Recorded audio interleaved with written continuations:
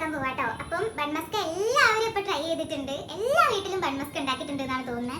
അപ്പൊ അതാ ഇവിടെ ഉണ്ടാക്കാൻ പോവാണ്. ഫസ്റ്റ് ടൈമാണ് ബൺമസ്ക ട്രൈ ചെയ്യുന്നതും കഴിക്കാൻ പോകുന്നതും.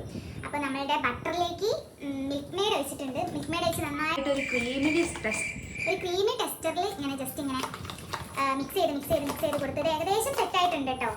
ഇനി ഇറാനി ചായ കൂടി ഉണ്ടാക്കാൻ പോവുകയാണ്. പാല് തിളപ്പിക്കുന്നുണ്ട്, അതുപോലെ ചായ. ഓ മൈ ഗോഡ്,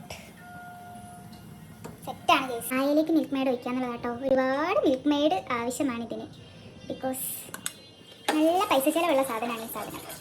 അതാണ് എനിക്ക് ഇതിലൂടെ മനസ്സിലായത്. ഗൈസ് ഫൈനലി ഫില്ല് ചെയ്യാൻ പോവാണ് കേട്ടോ. ഭയങ്കര എക്സൈറ്റഡ് ആണ്. ഓ കൊതിയാവുന്നു ഗൈസ്, കൊതിയാവുന്നു.